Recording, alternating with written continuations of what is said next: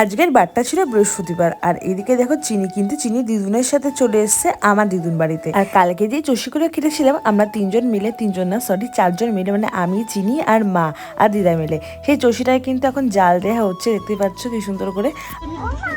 আমার দিদুর সাথে আমার রাগ হয়েছে।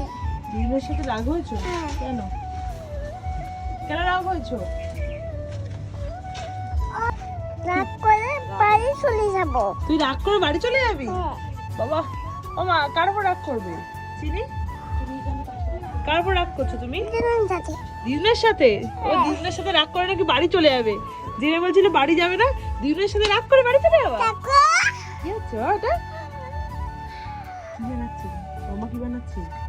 চষি চুচু বানাচ্ছে, খাবো আমি। কে খাবে? মিয়া। মেয়া? মি?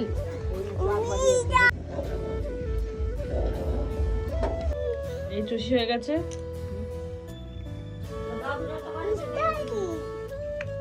আমার দাদু কিন্তু আজকে মুখ থেকে হাসিই কমছে না। দেখতে পাচ্ছ কতটা পরিমাণে দাদু খুশি হয়ে রয়েছে। এই যে দাদুর অনেক দিনের ইচ্ছা সবাই মিলে একসাথে আর কি খাওয়া দাওয়া হবে, পিঠে খাওয়াবে দাদু, সেই ইচ্ছাটা কিন্তু দাদুর আজকে পূরণ হলো। আর সবাই মিলে দেখো আমরা খেতে বসে গেছি এখন দুপুরবেলা। জানো তো ছোটবেলার থেকে আমার একটাই আফসোস হয়ে গেল, এই যে আমি না কোনোদিনও মা বাড়ি বেড়াতে পারিনি। আমার মা বাড়ি এতটাই কাছে যে রাত না করে দিনও থাকা হয়নি মা বাড়িতে, জানো তো। আর না খুব আফসোস করতাম ছোটবেলায় মাকে, যে মা আমার সবার মা বাড়িতে যায়, আমরা কেন মা বাড়ি যেতে পারি না।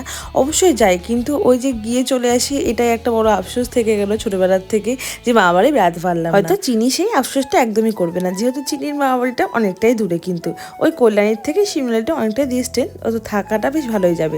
কিন্তু ওই যে আমার যে আফসোসটা থেকে গেল, সেই আফসোসটা তো হয়তো আর কোনোদিনও পূরণ হবে না। সে যাকে চিনি তো আর আমার মতো আফসোস করবে না, আর বলবেও না যে আমার মা বাড়ি এত কাছে কেন।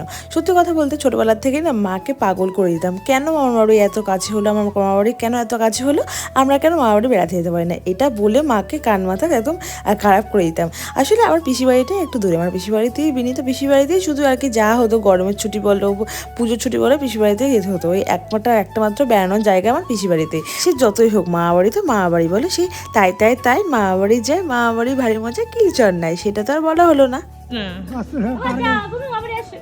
পার্কে থেকে ঘুরে এসে আমাদের কি খাবার আনবা দিদুর?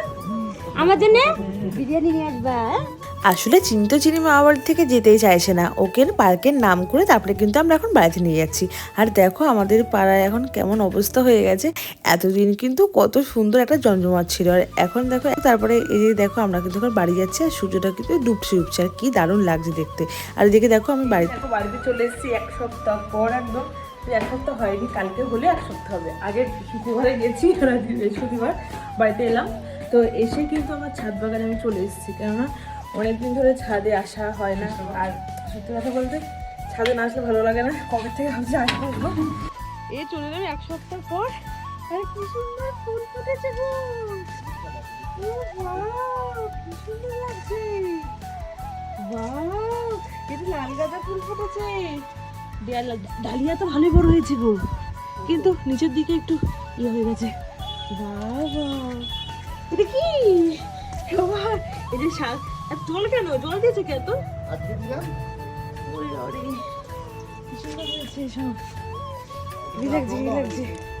আর দেখো এই যে আমি পেঁয়াজ কলি, মানে পেঁয়াজ গাছ লাগিয়েছিলাম, এর থেকে পেঁয়াজ কলি হচ্ছে।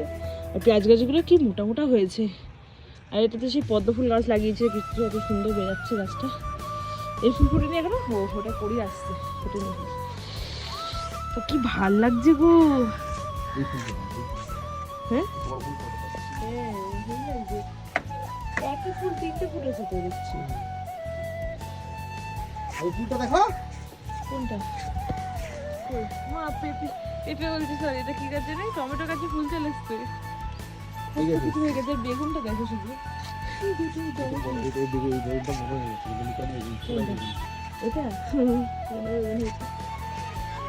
জল দাও না, এটা দিয়ে লাগছে।